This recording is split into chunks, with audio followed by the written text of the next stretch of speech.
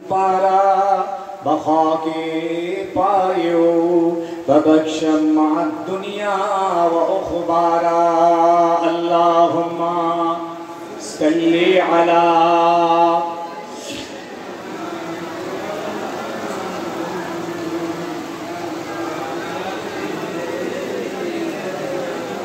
ہر کسی را رہبری ہر دست رائے کی دامنی دست ما دامن احمد بسی تدبیر ما اللہم صلی علی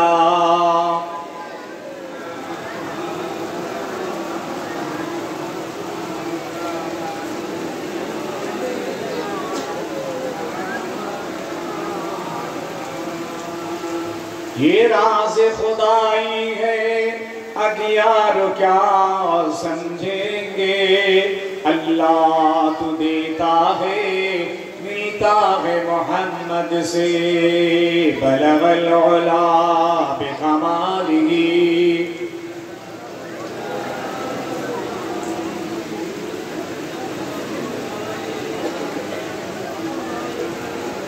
وقال اللہ تعالی فی کلام المجید والفرقان الحمید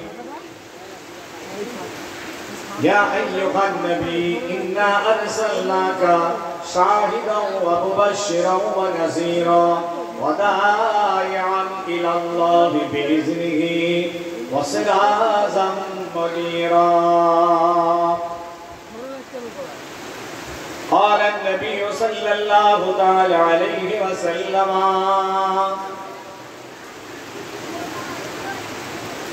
من سن سنة حسنة فله أجرها وأجر من عمل بها فقال النبي أيضا من سن سنة سيئة فله بجرها وبجر من عمل بها او کما قال النبی علیہ السلام ভাইদের বলবো আচ্ছা চেয়ারটা কি আগিয়ে নিয়ে আসা যায় না একটা আপনারা চেয়ারগুলো যদি সামনের দিকে নিয়ে আসবেন একটু সামনাসামনি হলে একটু ভালো লাগতো সোজা সামনে না এলে বক্তার ঠিক সুবিধা হয় না সব চেয়ারগুলো তুমি নিয়ে চলে আসে যতটা সামনে আসা যায়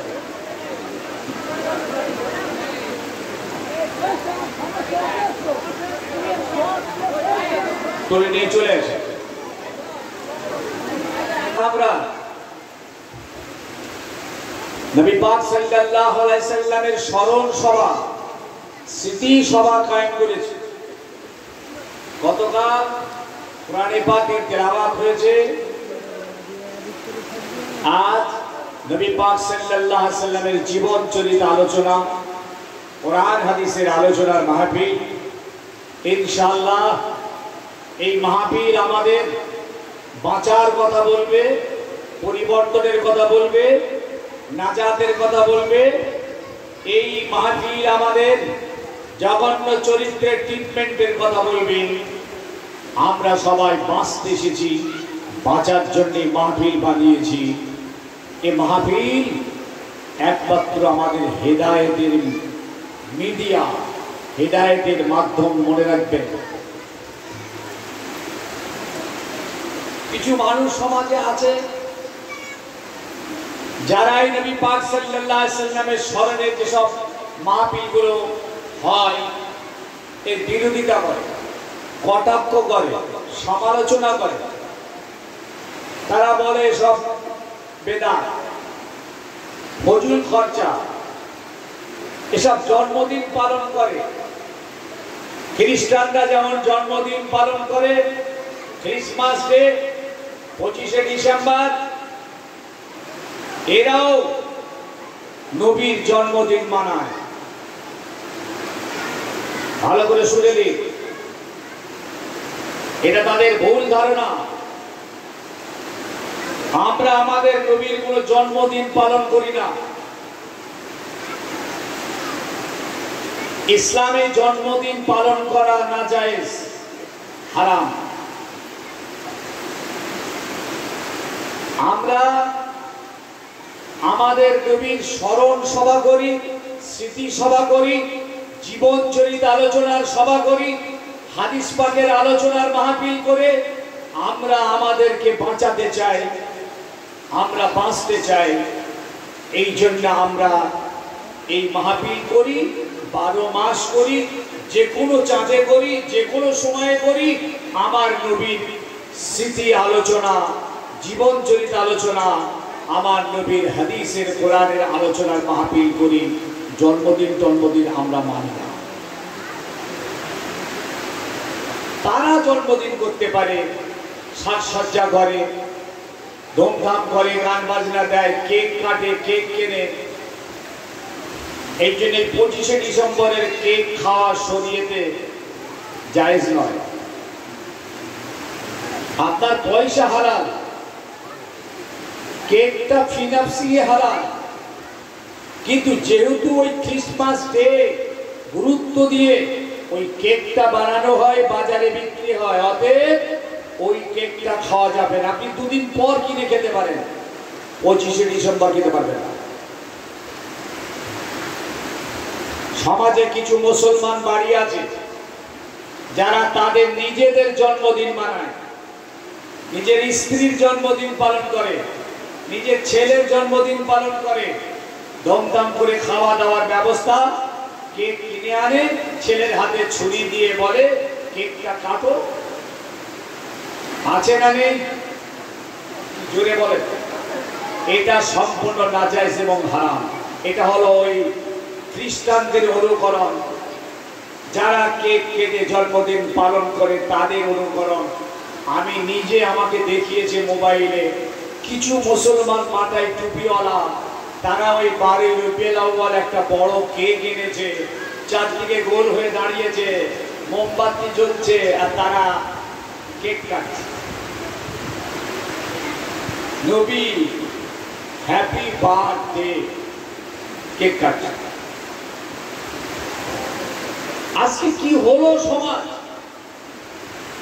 এরা রাসূলুল্লাহর কালচার, রাসূলে পাকের স্মৃতি, রাসূলুল্লাহর আদর্শ, রীতি নীতি, চাল চলন ছেড়ে দিল। এরা পশ্চিমী দেশের কালচারে আসক্ত হয়ে গেল। আমেরিকা, রাশিয়া, চীন, জাপান খ্রিস্টানদের রীতি নীতি, খাওয়া দাওয়া, পোশাক পরিচ্ছদ, তাদের লাইফ স্টাইলের সঙ্গে আজকে সমাজের ইমানদার ছেলে মেয়েরা তাদের স্টাইলে কেন গা ভাসিয়ে দিল? এরা তো নবীকে ভালোবাসে, এরা তো কোরআনকে মহব্বত করে, এরা তো হাদিসকে মহব্বত করে, নবীর উপরে তাদের ঈমান। সেই ঈমানদার ঘরের ছেলে মেয়েরা আজকে ভালো রাসূলকে বাসলো, অন্তরে রাসূল জায়গা পেল, কিন্তু হাত রাসূলুল্লাহর সুন্নাতকে শহীদ করে দিল, পা রাসূলুল্লাহর সুন্নাতকে মারিয়ে দিল, আমলটা রাসূলুল্লাহর সুন্নাতের বিরুদ্ধে গেল। মহব্বতটা রাসূলের, আর ইতাআত আর পায়রাবিটা হলো নাস্তিক আর ইহুদিদের। অনেক জ্ঞানী মানুষ আছেন, শিক্ষিত ছেলেরা আছেন, বুদ্ধিজীবী আছেন, সিনিয়র আছেন, ইন্টেলেকচুয়াল পারসন আছেন, প্লিজ বোঝার চেষ্টা করবেন। মহব্বতটা রাসূলের আর পায়রাবিটা ইহুদিদের। বাহ! মহব্বতটা রাসূলের, ইতাআত আর অনুকরণটা পশ্চিমী দেশে। ব্যাপারটা কি রকম? মহব্বত যদি করতে হয় রাসূলকেই তো করছি, আর ইতাআত আর পায়রাবিটা তো রাসূলুল্লাহরই হবে। আল্লাহ নবী তাই জানিয়ে দিয়েছেন, মান আহাব্বা সুন্নতি ফাকাদ আহাব্বানি। দেখেন, হুজুর কিন্তু এখানে প্রথমে বলেননি যে আমাকে মহব্বত করবে, মান আহাব্বানি, এটা বলেননি। প্রথমেই বলছেন মান আহাব্বা সুন্নতি, যারা আমার সুন্নাতকে ভালোবাসবে, আমার আদর্শকে ভালোবাসবে, আমার রীতিনীতিকে পছন্দ করবে, আমার চাল চলন, খাওয়া দাওয়া, যা লাইফ স্টাইলের যে সংবিধান, এগুলোকে যারা ভালোবেসে আমলি জীবনে আনবে, ফাকাদ আহাব্বানি, তারাই তো প্রকৃত ভালোবাসো। ওমান আহাব্বানি, এইভাবে যারা আমাকে ভালোবাসলো কানা মাই ফিল জান্নাহ, আমি রাসূলুল্লাহ কথা দিচ্ছি তারা আমার সঙ্গে দয়ার জান্নাতে বসবাস করবে। এখন আমি যদি জিজ্ঞেস করি 1 লাখ মুসলমানকে, ভাই আপনি কি রাসূলকে ভালোবাসেন? দেখবেন প্রত্যেকেই আমরা হাত তুলে বলবো রাসূলকে ভালোবাসি। প্রত্যেক নরনারী বলবো। তাহলে মহাব্বত রাসূলুল্লাহ, এখানে কোনো সন্দেহ নেই। আমরা যে বলি রাসূলকে মহাব্বত করো, রাসূলকে ভালোবাসো, রাসূলের পাগল হও, বলতে হবে না। প্রত্যেকেই আমরা আল্লাহ নবীকে মহাব্বত করি, আমাদের ঈমান, নবীর উপরে বিশ্বাস করেছি, নবীকে নবী বলে মেনে নিয়েছি, এই জন্যই মুমিন হয়েছি। কিন্তু প্রশ্ন হলো মহাব্বত যে রাসূলকে আমরা করি, আমাদের নবীকে যে ভালোবাসি, সেই ভালোবাসার বহিঃপ্রকাশ নেই, ভালোবাসার প্রমাণ নেই, ভালোবাসার ডকুমেন্টস নেই, ভালোবাসার বয়ানা নেই। ভালো তুমি নবীকে বাসো, কোনো প্রমাণ নেই। ভাই সাহেব মনে রাখবেন, ভালোবাসা বা মহাব্বতের 3টে জায়গা আছে। 1 নম্বর হলো অন্তরে মহাব্বত হয়। কেউ কাউকে যদি ভালোবাসে অন্তর থেকেই করে, নাকি না হাতে না ঠ্যাঙে ভালোবাসে নাকি? যে আপনি আপনার বাপকে ভালোবাসছেন অন্তরে, অন্তরের ভালোবাসার জায়গাটা কোথায় বলেন একটু? অন্তরে। তাহলে মহাব্বতের একটা জায়গা হলো অন্তর। 2 নম্বর হলো ঠোঁট। ঠোঁট দিয়ে আমরা বলি ভালোবাসার কথা, প্রকাশ করি ঠোঁট দিয়ে। নারায়ে রিসালা, ইয়া রাসূলুল্লাহ, ইয়া নবী, ইয়া নবী, ইয়া নবী, এসব মহব্বত করি ঠোঁট দিয়ে। নবী কা দামান नहीं छोड़ूंगा, বাহ, ভালোবাসার আওয়াজ বেরোচ্ছে ঠোঁট দিয়ে। একটা হলো অন্তর, 2 নম্বর হলো ঠোঁট, আর 3 নম্বর হলো প্র্যাকটিক্যাল। বাস্তবে আপনাকে আমলি জীবন দেখিয়ে প্রমাণ করতে হবে, ইয়া রাসূলুল্লাহ আপনাকে আমরা ভালোবাসি। এই দুটো আছে আমাদের, অন্তরে মহাব্বত আছে আর ঠোঁট দিয়েও মহাব্বত আছে, কিন্তু প্র্যাকটিক্যালে নেই, বাস্তবে নেই। এই জায়গাটাই কিন্তু তফাৎ হয়ে গেল। প্র্যাকটিক্যালটা কোন দিকে? দেখুন, আপনার নামাজ পড়েন না, রোজা রাখে না, মিথ্যা বলে, সুদ খায়, ঘুষ খায়, দাঁড়িয়ে পিছা করে, পানি লাই না, মাকে ভাত দেয় না, বাপকে ভাত দেয় না, এর মেরে ওর মেরে তার মেরে জীবনযাপন করে, হালাল হারাম বাঁচে না। তাহলে অনুকরণ তো হয়ে গেল নাস্তিক আর বেদিন আর খ্রিস্টানদের। মহব্বতটা কিন্তু রাসূলের, ভালোবাসাটা কিন্তু আপনার অন্তরে রাসূলের রইল। আর বাইরেবি আর ইতাআতটা জাহান্নামীদের হলো। আপনি একজন জান্নাতি মুমিন, আল্লাহ পাক তো ঈমানদারদেরকে জান্নাতি বলেছেন। ঈমানদার আর মুমিনদের জন্য জান্নাতের ওয়াদা করেছেন আল্লাহ নিজে। পৃথিবীর কোন জাতির জন্য জান্নাতের খুশখবরি নেই, একমাত্র মুমিনদের জন্য। তাহলে আজ ঈমানদার মুমিনরা জান্নাতের খুশখবরি পেল, ঈমানদার মুমিনরা নবীকে ভালোবাসলো, কোরআনকে ভালোবাসলো, আল্লাহকে মহব্বত করে ঈমান আনলো, এরা জান্নাত জাহান্নাম মানলো, কুল সিরাত আযাবে কবরকে মেনে নিল, তকদীর মেনে নিল, কিয়ামত মেনে নিল, ফেরেশতা মেনে নিল।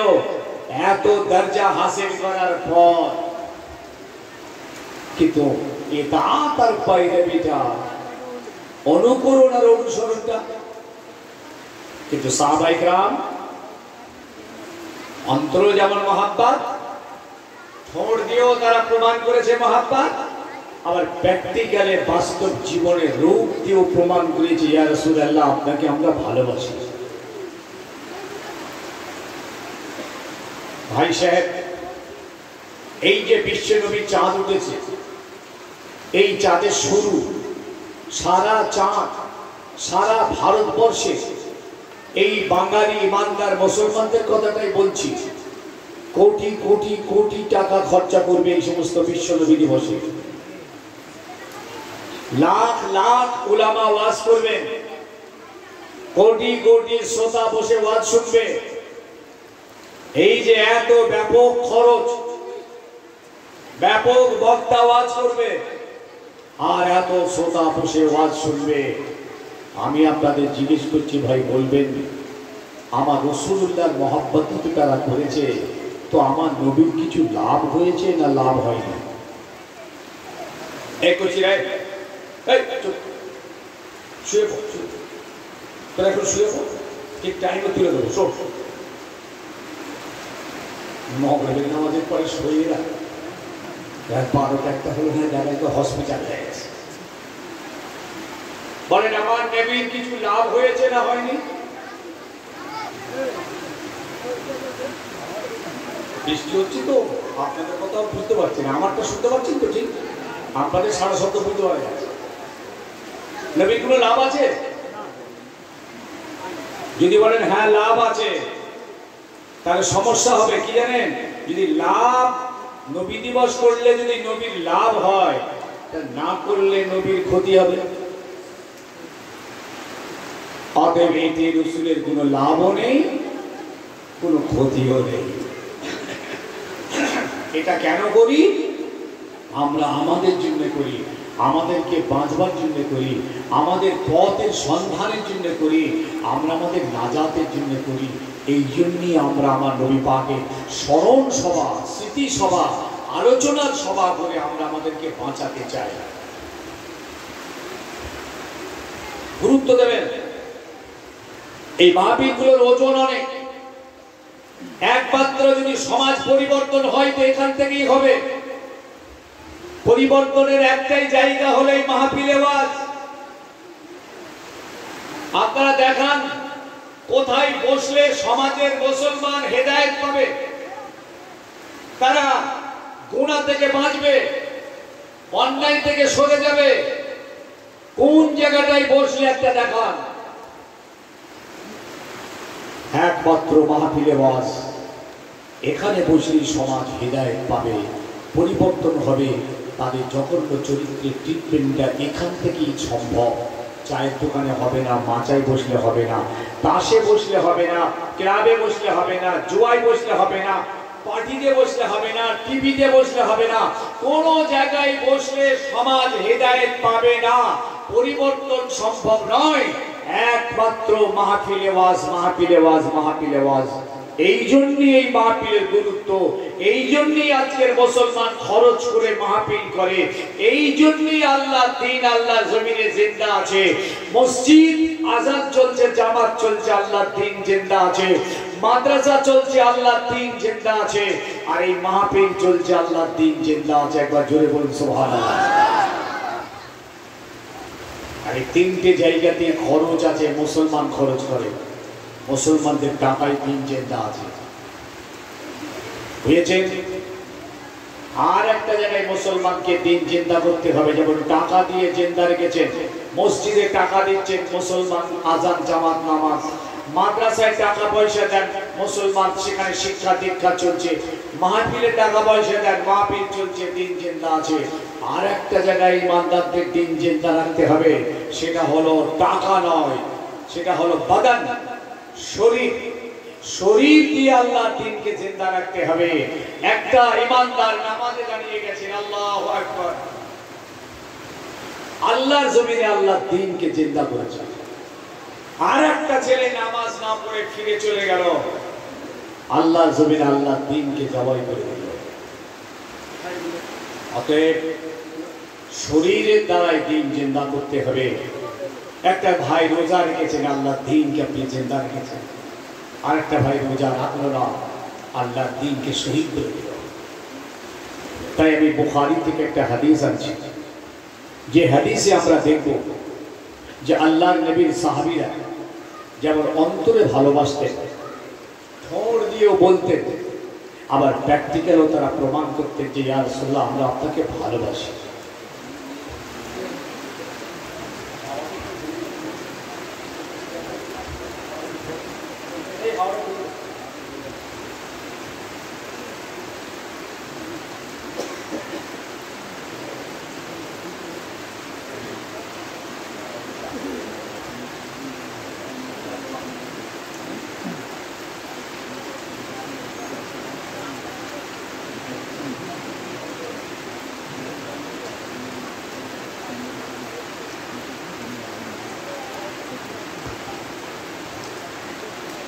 আল্লাহ নবীর উপরে আয়াত নাযিল হলো। কি আয়াত? হে আমার নবী, আবু জেহেল আসছে 1000 সৈন্য নিয়ে মোকাবেলা করতে। নবী, আপনি আপনার সৈন্য নিয়ে বদর প্রান্তরে গিয়ে ডিফেন্স করুন, মোকাবেলা করুন। জিহাদ ফরজ হয়ে গেল, আল্লাহ নবীর উপরে হুকুম হয়ে গেল জিহাদে, ডিফেন্স, রুখতে হবে। ইসলাম কোনোদিন আগে তলবার চালায়নি, আগে তীর ছোড়েনি। যখন অন্য পক্ষ হামলা করেছে, আত্মরক্ষার জন্য মোকাবেলা হয়েছে। এটাই হলো ইসলামের মূল বেসিক। অনেকে অনেক কথা বলে, তলবারের জন্য ইসলাম প্রচার হয়েছে, টাকা দেখিয়ে হয়েছে, ভয় দেখিয়ে হয়েছে। মিথ্যা কথা, একটা প্রমাণ করতে পারে যে ভয় দেখিয়ে, সন্ত্রাস সৃষ্টি করে, লোভ দেখিয়ে, টাকা দিয়ে, তীর বললাম দেখিয়ে একটাও নয়। যা হয়েছে আমার রাসূলের আদর্শ, আমার নবীর ভালোবাসা, আমার নবীর দয়া, আমার নবীর মায়া, আমার নবীর ক্ষমা, প্রেম প্রীতি দেখিয়ে হাজারে হাজারে হাজারে মক্কার কুফাররা আমার রাসূলুল্লাহর কদম জড়িয়ে ধরে কলমা পড়ে মুসলমান হয়েছে। একটাও দেখাতে পারবে না। রাসূল একটার উপরে চাপ সৃষ্টি করেনি। দাওয়াত দিয়েছেন, দ্বীনের ইসলামের দাওয়াত দিয়েছেন। কিন্তু যখন মক্কা থেকে আমার নবী মদিনায় চলে এলেন, অত্যাচার সহ্য করতে পারছিলেন না। সাহাবায়ে কিরামদের উপরে চরম অত্যাচার চলছিল। আমার নবীকে মার্ডার করার প্ল্যান করল আবু জেহেল। আল্লাহ পাক আমার হাবিবকে নিয়ে চলে এলেন মদিনায়। নবী তুমি চলে এসো। এই মদিনায় আসার পরে আবু জেহেল বলল যে মক্কা থেকে তাড়িয়ে দিয়েছে, মদিনা থেকেও তাড়িয়ে দিল। আমরা হচ্ছে ইজ্জতওয়ালা, মুহাম্মদ হচ্ছে জিল্লাতওয়ালা। আমরা মক্কা থেকে দাঁড়িয়েছি, মদিনা থেকেও তাড়াবো। লা ইখরিজান্নাল আযযু মিনহাল আজাল্লা ওয়ালিল্লাহি ইজ্জাতু ওয়া লিরাসূলিহি ওয়ালাকিন্নাল মুনাফিকিনা লা ইয়াফকাহুন। আবু জেহেল বলল লা ইখরিজান্নাল আযযু মিনহাল আজাল্লা, আমরা হচ্ছে ইজ্জতওয়ালা, আমরা ওই জিল্লাতওয়ালা মুহাম্মদকে মদিনা থেকে বার করে দেব। আমার নবীর মনটা ছোট হয়ে গেল, মনে দুঃখ পেলেন। আল্লাহ, আপনার হুকুমে আমি মদিনায় গেলাম, ওরা আমাকে জন্মভূমি থেকে তাড়িয়ে দিল, আমাকে হত্যা করতে চাইলো, আমার সঙ্গীতের উপরে অত্যাচার করতে লাগলো। আল্লাহ, আপনার হুকুম মেনে আমি তো মদিনায় এলাম, এরা আমাকে মদিনা থেকেও তাড়িয়ে দেবে বলছে, এবং এরা আমাকে জিল্লাতওয়ালা বলছে। ওরা নাকি ইজ্জতওয়ালা, আমি নাকি জিল্লাতওয়ালা। আমার আল্লাহ বলেছেন, ও নবী মুহাম্মদ সাল্লাল্লাহু আলাইহি ওয়াসাল্লাম, আপনি কোনো চিন্তা করবেন না, পেরেশান হবেন না। ইজ্জতের মালিক আমি আল্লাহ। আল্লাহ পাক জানিয়ে দিলেন, ওয়ালিল্লাহি ইজ্জাতু ওয়া লিরাসূলিহি ওয়ালাকিন্নাল মুনাফিকিনা লা ইয়াফকাহুন। ইজ্জত হলো আল্লাহ, আল্লাহ রাসূলের জন্য। ওরা হলো মুনাফিক, মুনাফিক, ওরা জানে না, জানে না। ও নবী, আপনি কিছু মনে করবেন না, আমি আল্লাহ আপনার সঙ্গে রইলাম।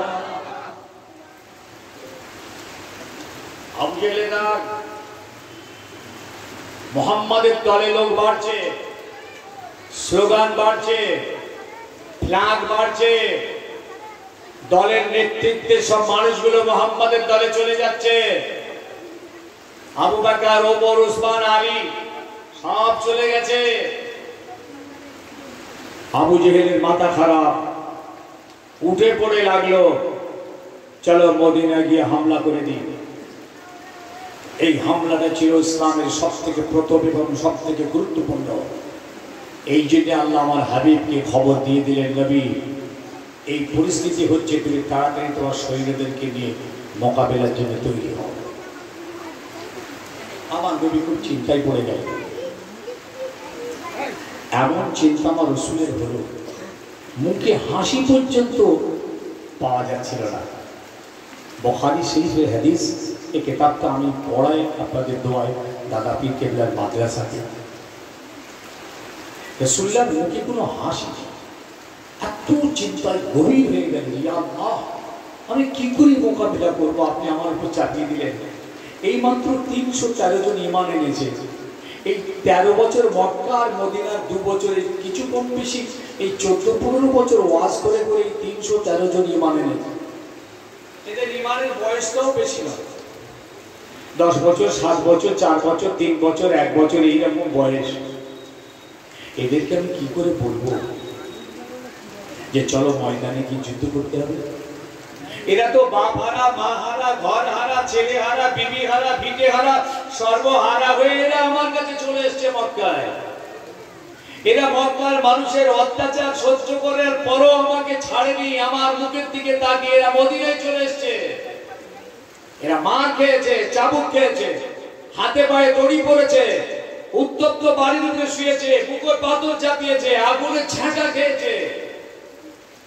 এরপরও এরা রসুলকে ছাড়েনি। রসুলের মুখটা দেখে এরা সব ভুলে গেছে। আজ আমি কি করে বলবো যে তোমাদেরকে বদরের ময়দানে গিয়ে লড়াই করতে হবে, জীবনটা দিতে হবে, তোমরা শহীদ হতে পারো, বিকলাঙ্গ হতে পারো, টুকরো টুকরো হয়ে যেতে পারো। এ কথা বললে আমার এই সমস্ত সাহাবীরা বদরে গিয়ে লড়াই করবে না পিছু হটবে? এরা কি ময়দানে যাবে না পালাবে? এই চিন্তা আমার রাসূলকে বিভোর করে দিয়েছেন। হুজুর কয়েকদিন খুব গমগীন, আসমান থেকে অর্ডার হয়েছে, নবী তুমি তাড়াতাড়ি তোমার শহীদদের নিয়ে গিয়ে ডিফেন্স করো, ও মদিনা উড়িয়ে দেবে। নবী তোমার উপরে প্রচন্ড হামলা হবে, ডিফেন্সে যাও। আমার নবী সব সাহাবাদেরকে ডাকলেন মতামত নেবার জন্য। নিজে নিজের মত পোষণ করতেন না, নিজের মত জাহির করতেন না। আমি যা বলবো সেটাই শেষ কথা। ইসলাম ঘৃণা করে, ইসলাম একনায়কতন্ত্রে বিশ্বাসী নয়, গণতন্ত্রে বিশ্বাসী। ইসলাম ডিক্টেটরশিপ ঘৃণা করে। আল্লাহর নবী গণতন্ত্রে বিশ্বাসী ছিলেন, ইসলাম গণতন্ত্রের পক্ষে। তাই আমার নবী সব সাহাবাদের সঙ্গে মশওয়ারা করছেন, পরামর্শ করতে সকলকে ডাকলেন। এরকম হাজার নজির আছে। নবী নবী তিনি বলবেন মিটে যাবে, আমি যা করবো তাই, আমারই শেষ কথা। আচ্ছা বলবেন, আল্লাহর নবীর ইন্তেকালের পরে ওই মাসনাদে খলিফা কে হলেন?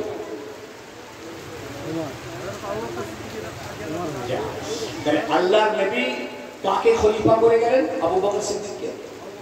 জি তাই তো নাকি? না, এইটাই বুঝা। আল্লাহর নবী ইন্তেকালের সময় পরিষ্কার বললেন, আমি কারো খলিফা খেলাফতির নাম ঘোষণা করতে পারবো না। আমার পরে কে খলিফা হবে এটা জনগণ নির্বাচন করবে। জনগণ নির্বাচন করে যাকে ডিসিশন নেবে তিনি খলিফা হবেন। গণতন্ত্র, বুঝতে পেরেছেন? রাসূল একজনের নাম বলে যেতে পারতেন, আমার হাসান হবে, আমার হোসাইন হবে, আমার আলী হবে। না, হুজুর দুনিয়া থেকে চলে গেলেন, সমস্ত জনগণ মিলে আবু বকর সিদ্দিককে খলিফা নির্বাচন করলেন। একবার জোরে বলুন সুবহানাল্লাহ। এই গণতন্ত্র। আবু বকর সিদ্দিক যখন দুনিয়া থেকে চলে যাচ্ছেন, তিনিও কারো নাম করে গেলেন না, কাউকে নির্ধারণ করলেন না। তিনি তো বলতে পারতেন, আমার ছেলে আব্দুর রহমান ইবনে আবি বকর আমার জায়গায় বসবে। উনিও বললেন, রাসূল যেমন কারো নাম ঘোষণা করেননি, আমি আবু বকরও কারো নাম ঘোষণা করতে পারছি না। জনগণ যাকে উপযুক্ত মনে করবেন তিনি খলিফা হবেন। সুবহানাল্লাহ। হযরত ওমর ফারুককে সকলে মিলে খলিফা করলেন। আজকে কি আমি, আমার পর আমার ছেলে, তারপরে তার ছেলে, এসব ডিক্টেটরশিপ, একনায়কতন্ত্র। যোগ্যতার দরকার নেই, উপযুক্ত দরকার নেই। আমি আছি, আমার পরে আমার ছেলে, একজন অনুপযুক্ত যার কোনো যোগ্যতা নেই, তাকে বসে দেবো। পরে তাই হয়েছে, কিন্তু এই পর্যন্ত হয়নি। হযরত ওমর ফারুক শহীদ হয়ে যাচ্ছেন, শাহাদাতের আগে বললেন, আমিও কারো নাম ঘোষণা করলাম না, জনগণ যাকে নির্বাচন করবে তিনিই হলেন। তাহলে উনি বলতে পারতেন তো যে আব্দুল্লাহ ইবনে উমর হযরত ওমরের ফারুক ছেলে আব্দুল্লাহ তিনি আমার খলিফা হবে বলতে পারতেন। সবাই মিলে ওসমান গনিকে খলিফা নির্বাচন করলেন। সুবহানাল্লাহ। ওসমান গনি চলে যাচ্ছেন, যাবার আগে উনিও কারো নাম ঘোষণা দিলেন না, বলে আমি পাবো কে হবে জনগণ ঠিক করবে। আল্লাহ নবী ঠিক যুদ্ধের ময়দানে যাওয়ার জন্য সব সাহাবীদেরকে ডেকে পরামর্শ নিচ্ছেন, গো আল্লাহর হুকুম হয়েছে আবু জেহেল আসছে, 1000 সৈন্য সশস্ত্র বাহিনী মোকাবিলা করবে, মদিনা ঝাঁপাবে। এখন আল্লাহর হুকুম হয়েছে আমাদেরকে গিয়ে একটু মোকাবিলা করে ডিফেন্স করে রুখতে হবে। এখন তোমরা কে কি বলছো বলো, তোমরা তোমাদের নবীকে বলো তোমাদের কি মতামত। হুজুরের চিন্তা হলো এরা কি যাবে না পিছু হটবে, এটা রাসূলুল্লাহর মনের ভিতরে চিন্তা। হুজুর এবার জিজ্ঞেস করছেন সরাসরি, তোমাদের মতামতটা তোমাদের নবীকে বলো। ময়দানে যাবে, জীবন যেতে পারে, শহীদ হতে পারো, টুকরো টুকরো হতে পারো, বিকলাঙ্গ হতে পারো, বিনিময়ে আল্লাহ তোমাদের দয়ার জান্নাতের ওয়াদা করেছেন। সাহাবীরা কি জবাব দিচ্ছেন দেখেন। মোহাব্বতটা অন্তরে আছে, কোথায় আছে? ফের বলুন কোথায়? অন্তরে। এবার ঠোঁট দিয়ে প্রমাণ হচ্ছে দেখুন, ইয়া রাসূলুল্লাহ ইয়া হাবিবাল্লাহ, আপনি চিন্তা করবেন না, পেরেশান হবেন না, আপনি চলুন বদরের ময়দানে চলুন। আমরা আপনার সামনে, আপনার পিছনে, আপনার ডায়ে, আপনার বায়ে সব সময় আপনার সঙ্গে রইলাম। আর একটু জোরে হবে না? ইয়া রাসূলুল্লাহ ইয়া হাবিবাল্লাহ ইযহাব ওয়া নাহনু আমামাকা ওয়া খালফাকা ওয়া ইয়ামিনিকা ওয়া ইয়াসিরিকা। ও আল্লাহর নবী, আল্লাহর হুকুম হয়েছে ময়দানে চলুন, আপনি কোনো চিন্তা করবেন না, আমরা সবাই কথা দিচ্ছি আপনার সামনে, আপনার পিছনে, আপনার ডায়ে, আপনার বায়ে সব সময় আপনার সঙ্গী হয়ে মোকাবেলা করব।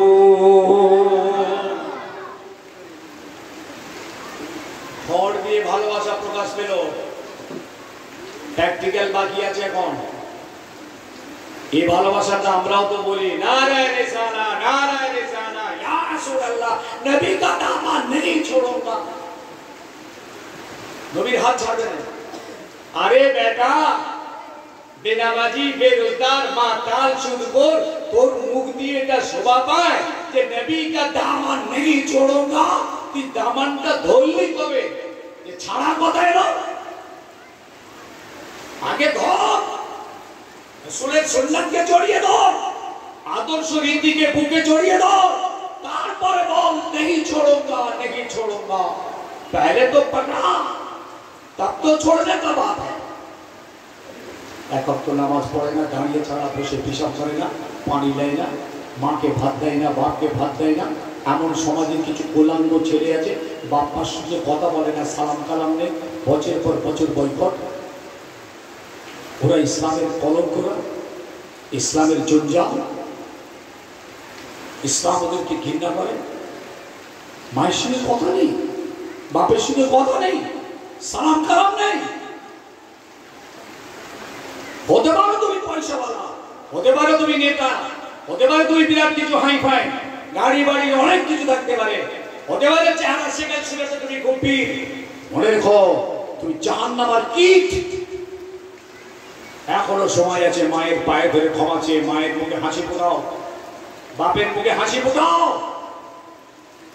ওই সমস্ত কুলাঙ্গ ছেলেগুলো আবার মাঝে মাঝে খাজা সাহেবের দরবারে যায়, খাজা একবার এখানে তড়া, ওখানে তড়া, সেখানে তড়া বেঁধে। আর বললো আর বলবেন না, আমি খাজা বাবার দরবারে গেছিলাম, এই একদিক রান্না করে সে খাওয়া দাওয়া করিয়ে এলো, গরিব ফকির বিস্কিট দেওয়া করে। হতচ্ছাড়া কুলাঙ্গ ছেলে, তুই ওখানে এক ডাক রান্না করে ফকিরদের খাওয়াতে গেছিস, আর এখানে মায়ের মুখে এক ফুটো ভাত